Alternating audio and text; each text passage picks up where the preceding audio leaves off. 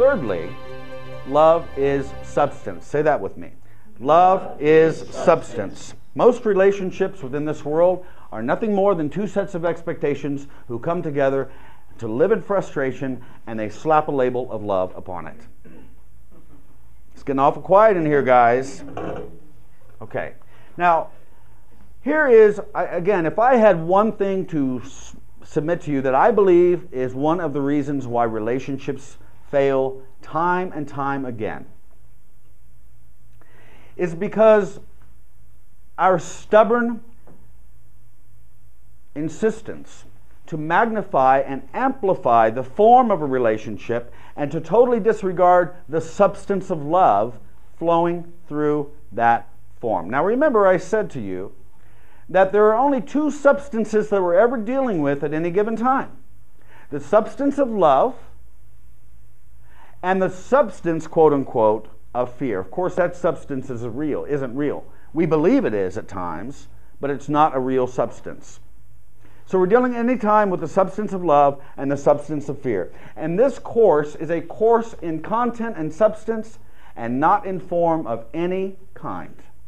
Let me repeat that. This is a course in substance and content and not in form of any kind.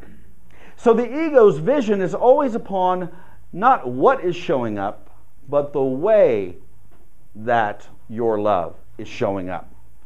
Let me give you an example. If, let's say we're in an abundance class, okay?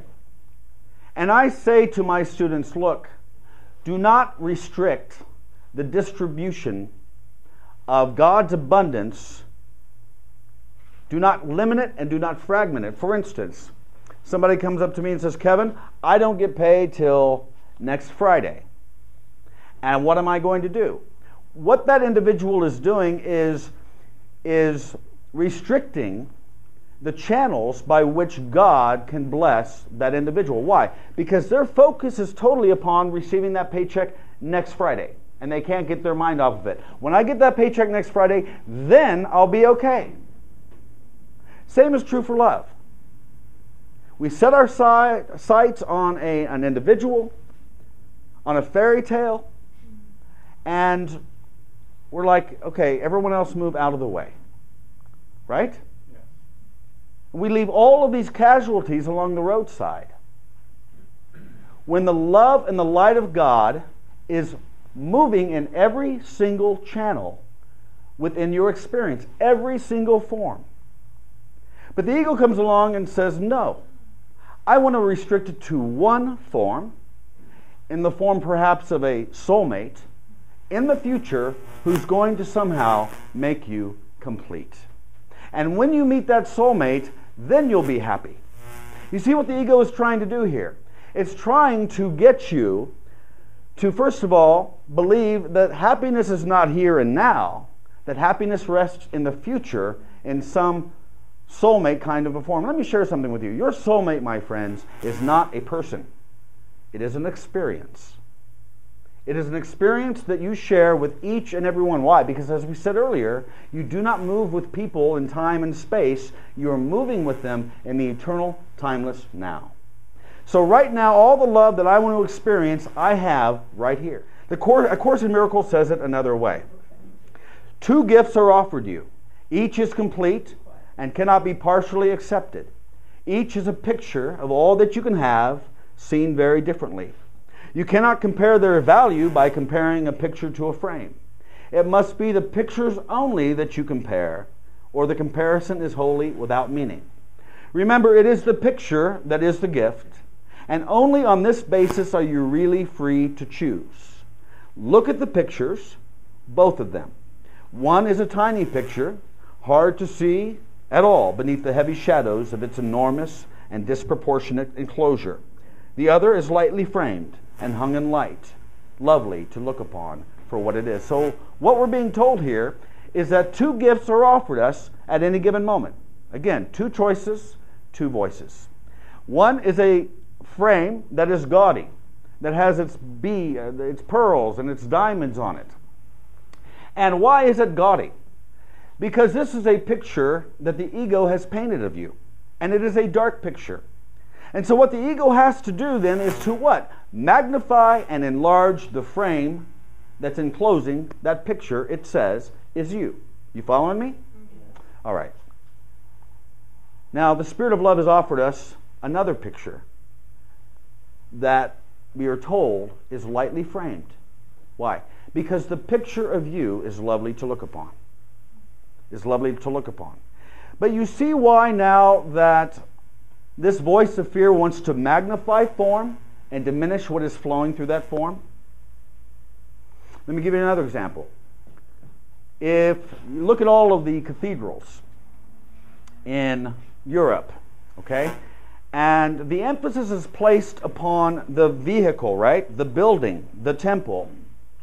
And what is so often disregarded and missed is the altar within that temple. It's just like in our experiences with other people in quote-unquote loving relationships. Where is our focus? It's upon this form and a total disregard of the altar within that form. Truman Capote once said, and I love this, that people who are having a love-sex relationship are constantly lying to each other because the nature of the relationship demands that they do. Because you have to editorialize about this other individual, which means that you cut out what you don't like mentally and you add in what isn't there. And so you're building a lie. Have we all done this before? I have. You fall in love with someone, and what you're falling in love with is not that individual, but the director's cut of that individual. Right? Alfonso, you asked about marriage earlier. I told you I'd address that. Marriage is a form. It is just like any other form. And it can be a hellish experience or a heavenly experience depending upon the guide that you have chosen to lead you through that form. But again, with the marriage ceremony, for instance, I was watching a TV show the other day, and the very marriage ceremony itself was so not perfect for certain people that it actually ruined the whole wedding experience and ruined for some couples the whole experience of getting married at all. Okay? Why? Because of the emphasis, once again, upon form. This wedding has to be perfect. There is no such thing, by the way. There is no such thing. Hello? Am I right? There's no such thing. You know, we're just like little children, guys and gals. It's like we're little children sitting around the Christmas tree, only wanting the biggest boxes with the biggest wrapping paper, the shiniest wrapping paper, totally unconcerned with what? What's inside the box.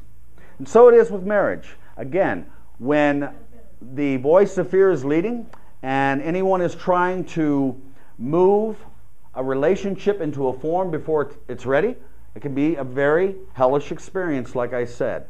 But again, when love is foremost in your mind, and the purpose of the marriage that you establish at the beginning of the marriage, the purpose of the marriage, which is love, by the way.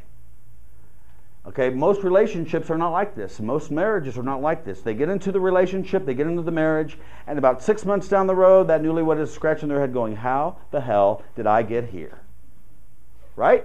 It's because they did not establish at the beginning of the relationship why they were in that relationship.